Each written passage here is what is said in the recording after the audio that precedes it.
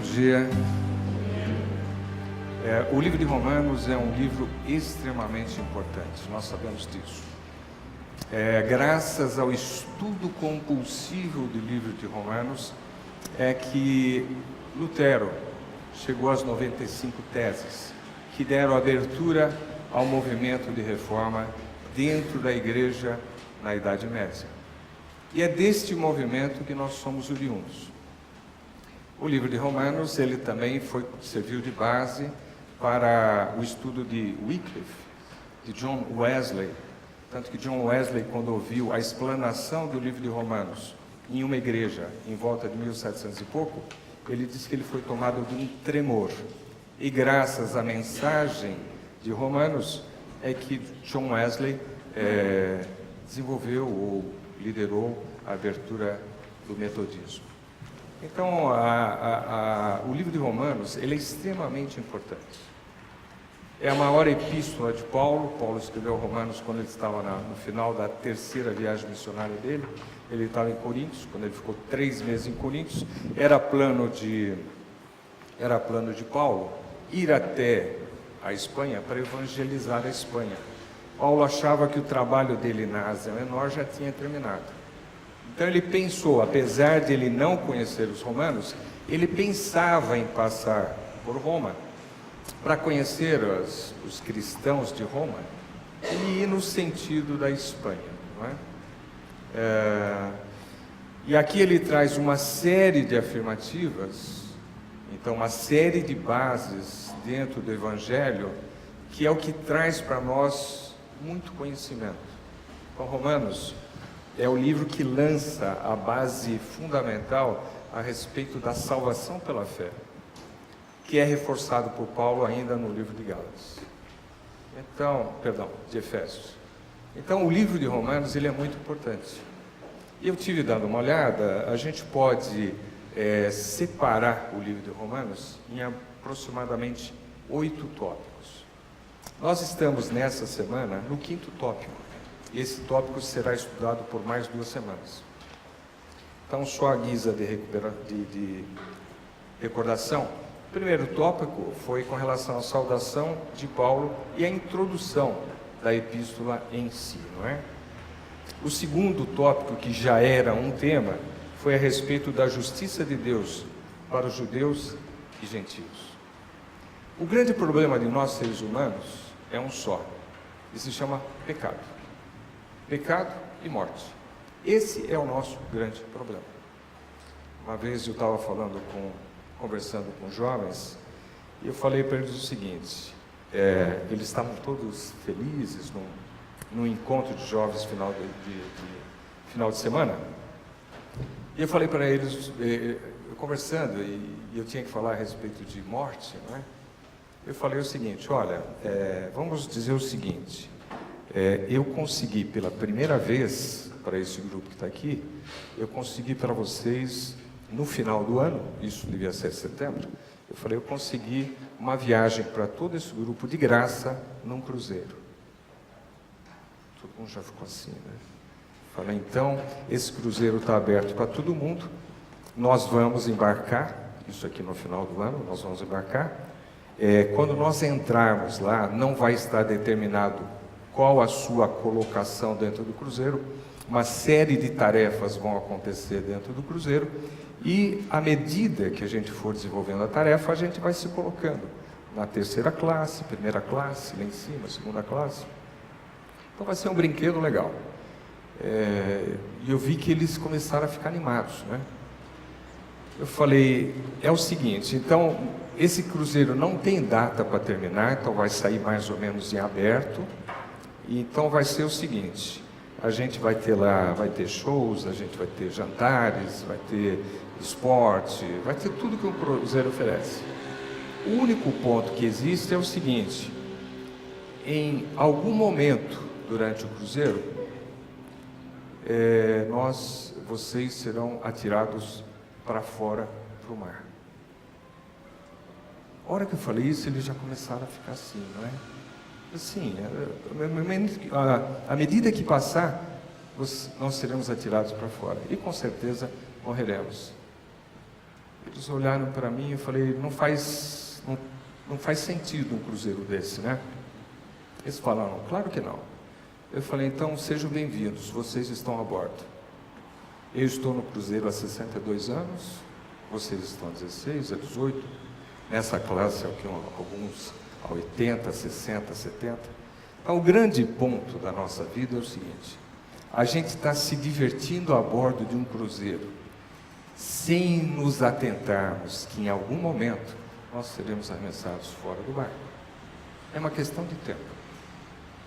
E nesse barco que nós temos e que nós estamos, dentro dele não existe salvação. A salvação para nós que estamos no cruzeiro só tem uma. Ela vem de fora. E aqui é o ponto. Por isso que o grande problema meu e seu, o nosso problema, é o pecado. E a carta aos Romanos, ela é maravilhosa a respeito disso. Então, quando fala que o segundo tema é a justiça de Deus para os judeus e gentios. A gente fala, nossa, que bênção, a justiça de Deus. Só que a justiça de Deus está baseada no seu caráter. E o seu caráter, ele é manifestado através da lei. E a lei, como nós estudamos, a lei, ela gera ira. Então, a justiça de Deus, ela também só faz sentido se, no momento em que ela tem ódio ao pecado, e eu sou pecador por essência, então, de alguma forma, a justiça de Deus vai ter que ser feita na minha vida, conseguindo separar eu, pecador, da minha vida de pecado. Então, isso é muito importante.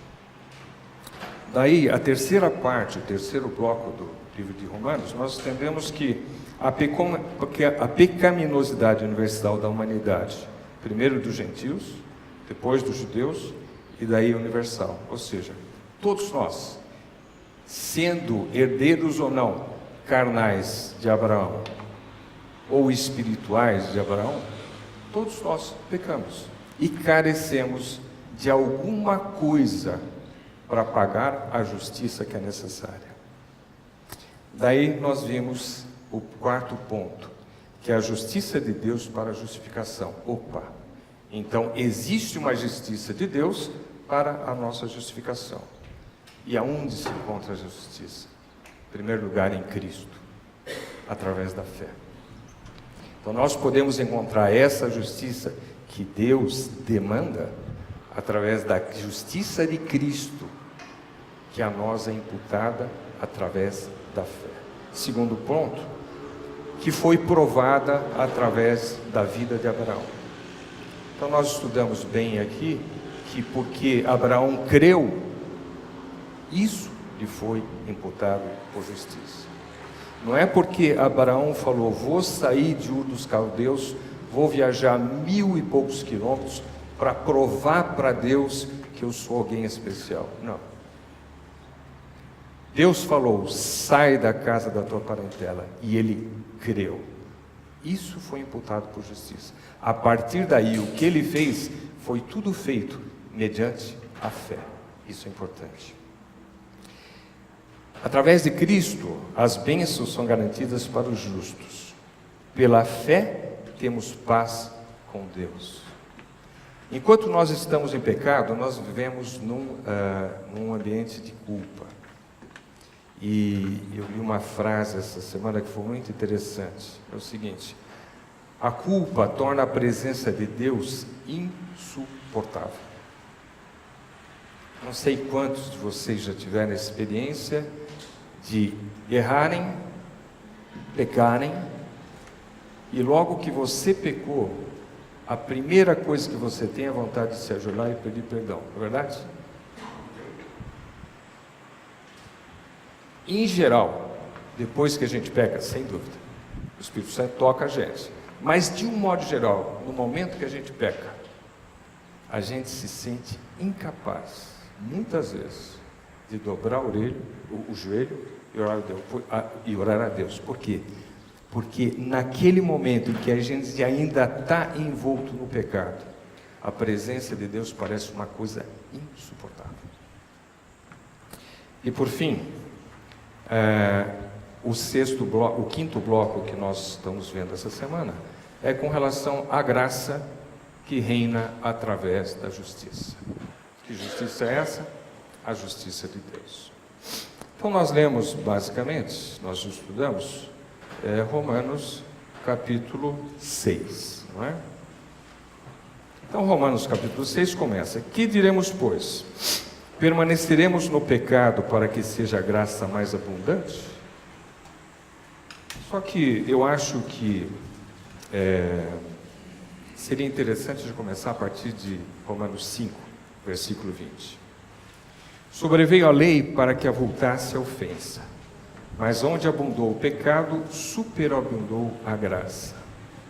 A graça é uma coisa virtual, você não consegue ver a graça. Então, eu sou cirurgião, eu faço cirurgia laparoscópica. Então, o nosso abdômen é uma cavidade virtual. Quando eu adentro com uma câmera de vídeo dentro do abdômen de uma pessoa, eu não consigo enxergar nada.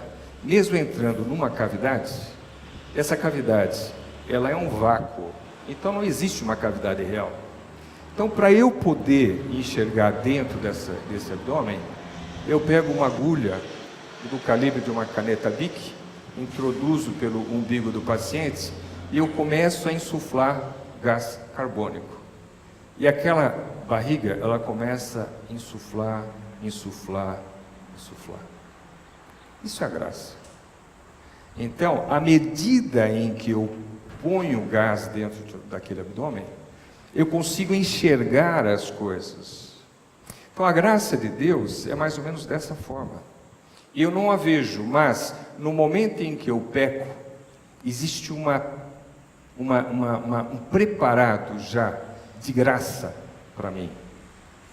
Agora, à medida que eu peco mais, essa graça ela é capaz de suplantar o meu pecado e assim por diante. Por isso que diz que aonde avultou o pecado, não importa o pecado, superabundou a graça. A graça de Deus, ela é capaz de cobrir qualquer tamanho de pecado. Por isso que o apóstolo Paulo falou a respeito do pecador e se pôs como o maior dos pecadores. Por quê? Porque através da mão de Paulo, quantos cristãos não foram mortos? E ele se sentia responsável por isso. Por esse motivo, independente disso tudo, a graça de Deus foi suficiente para a enormidade de pecados que Paulo teve, para a enormidade de pecados que eu tenho e para os pecados que você tem. Isso é muito importante. Versículo 21. A fim de que, como o pecado reinou pela morte, assim também reinasse a graça pela justiça para a vida eterna, mediante Jesus Cristo, nosso Senhor. O apóstolo Paulo era meio enrolado para escrever, né? Então esse versículo aqui, ontem falei, gente, eu preciso fazer a intelecção desse texto de forma correta. Então, simplificando, é o seguinte: a vitória do pecado é a morte. De que forma o pecado vence? Na morte. A hora que existe uma morte, o pecado venceu. De que forma a graça vence? A graça vence através da vida eterna que nós podemos ter. Mas como é que eu consigo ter essa vida eterna? Através da justiça de Cristo, que é imputada a mim, que sou considerado por Deus agora como justo. Então, a morte, o pecado vence na morte. A graça vence na minha salvação. É isso que o apóstolo quis dizer. Daí diz: que diremos, pois? Permaneceremos no pecado para que seja graça abundante? De modo nenhum. Como viveremos ainda no pecado nós, os que para ele morremos? Então é dentro daquele pensamento que é o seguinte: a graça me basta, uma vez salvo, sempre salvo, eu não preciso fazer mais nada, porque Cristo me salvou. Então aqui está dizendo, se Cristo morreu por causa dos meus pecados. Cristo morreu por causa do pecado. E esse pecado que levou à morte de Cristo, é inconcebível que eu, recebendo a graça de Cristo, eu continue nesses pecados. Porque eu estaria dizendo que aquele sacrifício de Cristo, para mim, de nada valeu. Porque os meus pecados levaram à morte dele, não é? Ou porventura ignorais que todos nós que fomos batizados em Cristo Jesus, fomos batizados na sua morte? Então nós sabemos que o batismo é uma simbologia da morte. No momento em que Cristo morreu na cruz pelos pecados.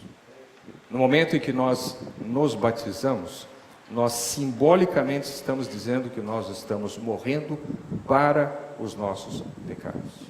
Por isso que a simbologia da morte de Cristo e do nosso batismo são paralelos, não é? Assim também nós devemos viver em novidade de vida. Então, o ponto principal da morte de Cristo não foi a morte em si. Sim, foi a morte porque ele morreu pelo meu pecado. Mas a ressurreição de Cristo, que faz com que eu, ao ser sepultado nas águas batismais e ao me levantar das águas batismais, a partir desse momento, eu, junto com Cristo, passo a ter uma novidade de vida. Porque se fomos unidos com Ele na semelhança da sua morte, certamente o seremos também na semelhança da sua ressurreição. Sabendo isto, que foi crucificado com Ele o nosso velho homem, para que o corpo do pecado seja destruído e não sirvamos o pecado como escravos. Pastor Bulhão, ele tem uma pregação muito interessante, que ele fala a respeito disso. Nós, seres humanos, nós temos duas naturezas. Nós temos uma natureza espiritual e nós temos uma natureza carnal. A natureza carnal é quem nos domina. Quando a gente nasce, a gente já nasce com a propensão para o mal.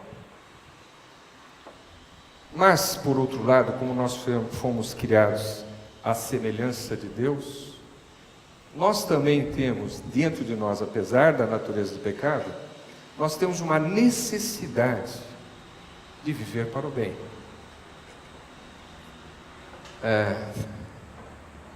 Eu não ia contar isso, mas a minha esposa tem 2 netos. Eu também tenho. Outro dia eu cheguei em casa, então a neta tem 4 anos e o neto tem 3 anos. Um dia eu cheguei em casa para almoçar e eles também estavam lá para almoçar. Nós temos uma mesinha pequenininha para as crianças e 4 cadeirinhas. Assim que eu cheguei para almoçar, eu fui lá atrás, eu vi os 2 sentadinhos nas cadeirinhas, e aquela mesinha que não é muito leve, ela estava suspensa no ar, e cada um puxando a mesa assim. Ele para cá, ela para lá. E eu fiquei olhando aquilo por uns 2 minutos, e aquela situação não se resolveu. Daí eu, como avô, fui lá, resolvi de uma forma bem resolvida, não é? Democrática, lógico. Então aquela situação se resolveu, mas aquilo ficou muito claro. Uma criança de 4 anos e uma criança de 3 anos. Eles se amam de paixão e se odeiam de morte. É muito interessante. Então, são crianças criadas dentro de lar, graças a Deus, lares aparentemente estruturados, com princípios, não é? Em que não existe violência doméstica, não existem agressões, mas aquela disputa é meu. A minha netinha sempre fala, Vitinho, tem que dividir. Sempre que ele está com um negócio, Vitinho, tem que dividir. Quando ela está, ela nunca participa do tem que dividir. Tá certo? Então, é muito claro a gente ver na natureza da criança aquela dicotomia que existe dentro de nós todos. Tá certo? Sim. Eu acho também que além de ser escravo do pecado, a gente é escravo de nós mesmos, do nosso eu.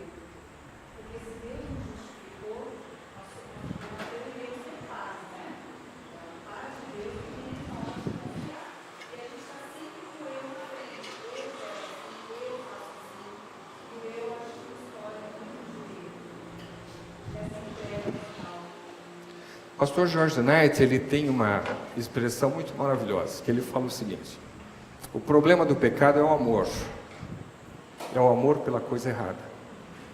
Esse é o problema do pecado. E o problema do pecado é que a gente põe a gente como o maior objeto de amor da nossa vida. Ok? Então, eu me amo tanto que eu quero tudo para mim. Eu me amo tanto que eu não estou nem aí por o que as outras pessoas querem e pensam. Então esse é o grande ponto, concordo totalmente com você. Então esse é o nosso maior problema. Então dentro de nós habita um espírito de pecado.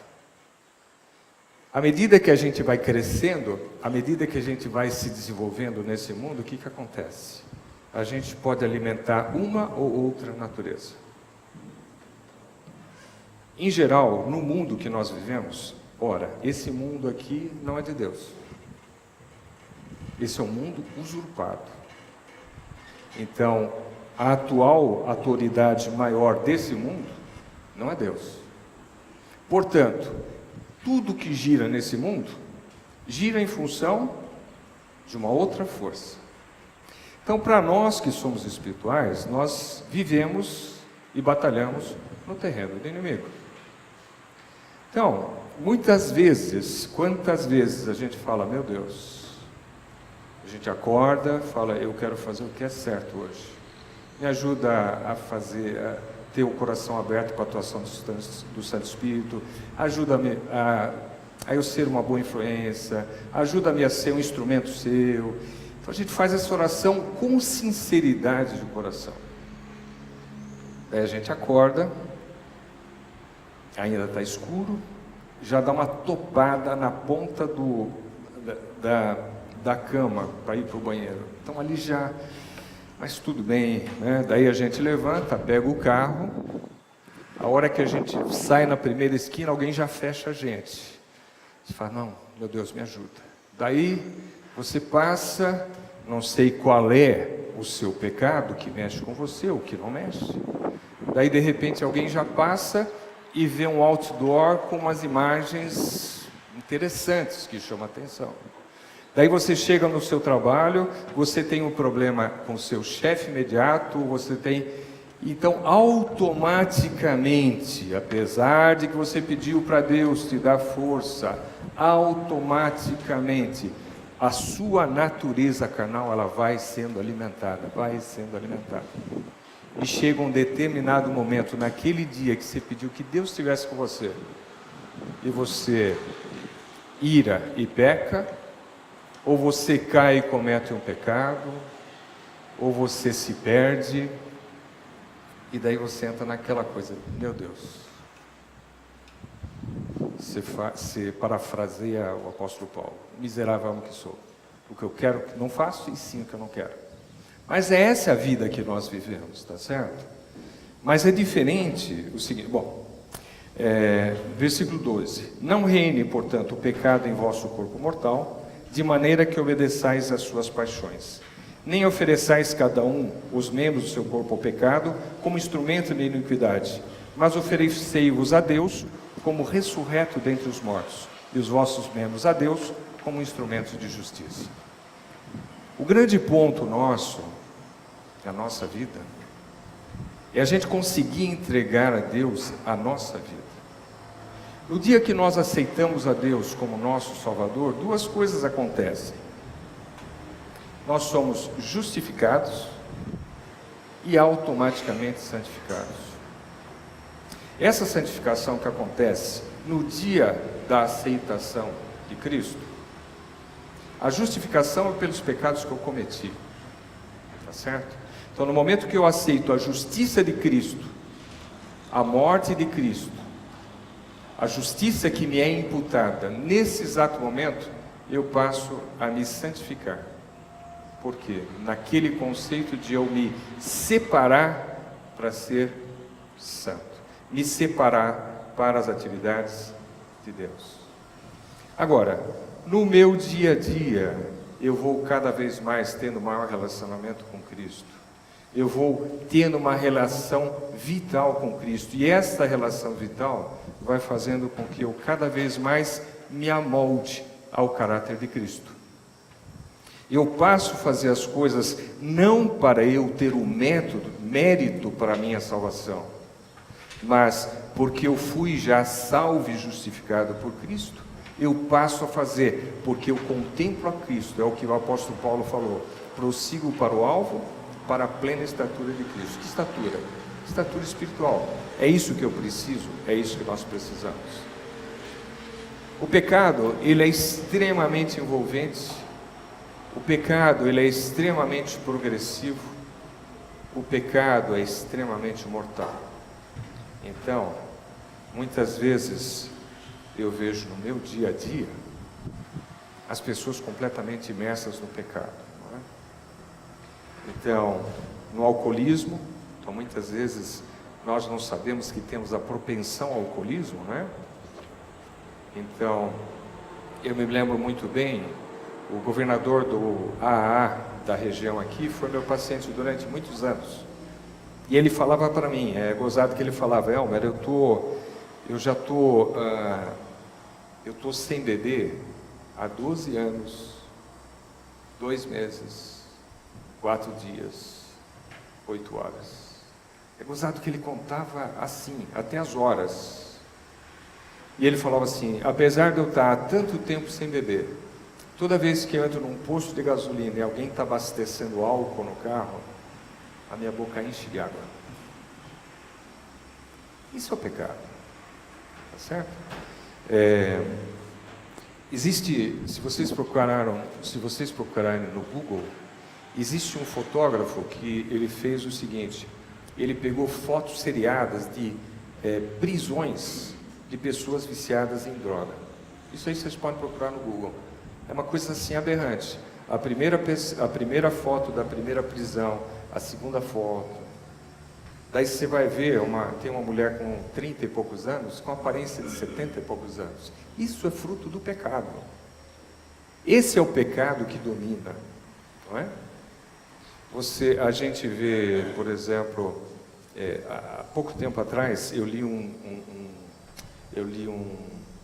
editorial, quando o Duque, que era da Petrobras, foi preso, devolveu 200 milhões, não é? O próprio pessoal do mundo falando que absurdo, como é que um cara rouba 200 milhões? Se ele viver 3 vidas, ele é incapaz de gastar esse dinheiro. Mas o pecado faz isso, e provavelmente o primeiro que ele roubou foram alguns milhares de reais, tá certo? Depois algumas centenas de milhares, e depois 1 milhão, e depois... Esse é o pecado.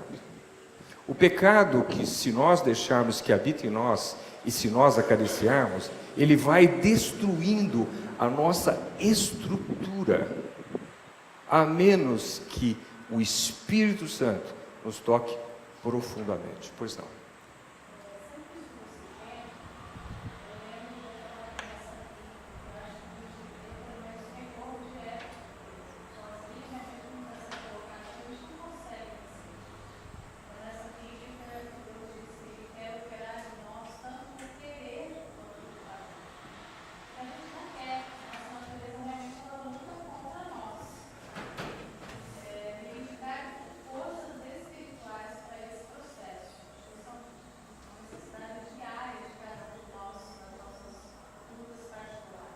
Sim. Eu li um comentário do comentário bíblico dessa semana que fala justamente sobre isso.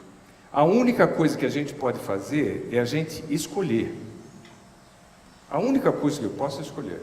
Porque eu não posso ter uma vida em completa harmonia com Deus pelos meus esforços, por mais bem intencionado que eu esteja.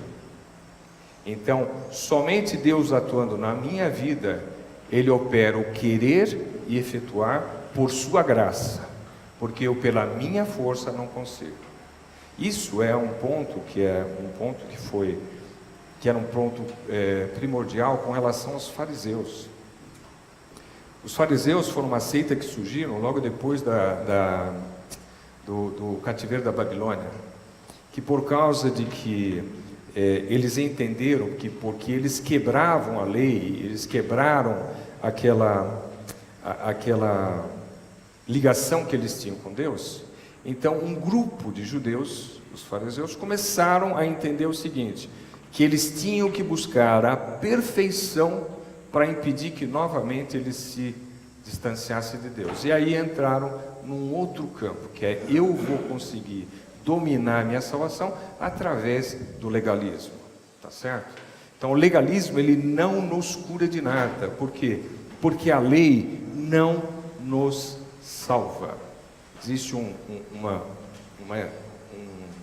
escrito aqui do pastor George Knight, que ele diz o seguinte: a lei revela que nós temos um problema sério na vida, mas não apresenta soluções. Então a lei, ela mostra para mim o seguinte: Elmer, você está com um problema sério na tua vida. Daí eu falo para a lei, qual é a solução? Ela não tem. A única coisa que ela faz é deixar uma sentença de morte pendurada sobre a cabeça das pessoas. A lei só coloca em cima da minha cabeça uma sentença de morte. Foi por isso que Paulo ficou bastante incomodado ao ver que as pessoas tentavam usar a lei para obter salvação. Então, a lei não vai me trazer salvação e não vai trazer salvação para vocês, ok? A salvação, ela é única e exclusivamente através da graça de Deus. Tá, mas então, por que a lei? Então tem mais um trecho que diz o seguinte: a salvação, ela não muda a lei, mas transforma a nossa relação com ela. Além de nos libertar dela, da condenação da lei, a salvação nos oferece um maduro e um grande incentivo para observar a lei. Então, em primeiro lugar, vem a minha fé na justiça de Cristo. Vem a salvação que eu adquiro através da justiça de Cristo. E aí, a partir daí, a minha relação com a lei muda completamente. Tá certo? Só para finalizar então, eu vou ler o versículo 20. Porque quando éreis escravos do pecado, estáveis isentos em relação à justiça. Nós éramos escravos do pecado, nós não estávamos nem aí para a justiça. Naquele tempo, que resultado escolhestes? Somente as coisas de que agora vos envergonhais, porque o fim delas é a morte.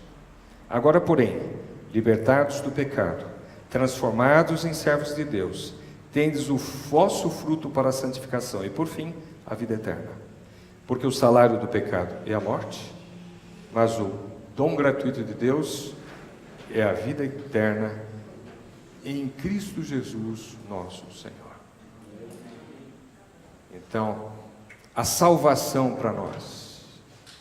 Em algum momento nós seremos arremessados do barco. Meu pai foi arremessado com 84 anos. O meu cunhado foi arremessado com 45 anos. Teve uma menina em Ribeirão Preto, quando meu filho fazia residência lá, ela foi arremessada com 16 anos. A gente não sabe com que idade nós seremos arremessados.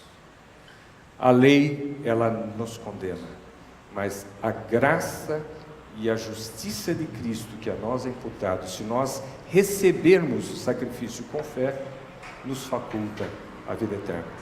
Que essa seja a nossa esperança, que essa seja a nossa vida, que Deus nos abençoe. Vamos levantar por oração? Pastor Moisés, o senhor faz oração?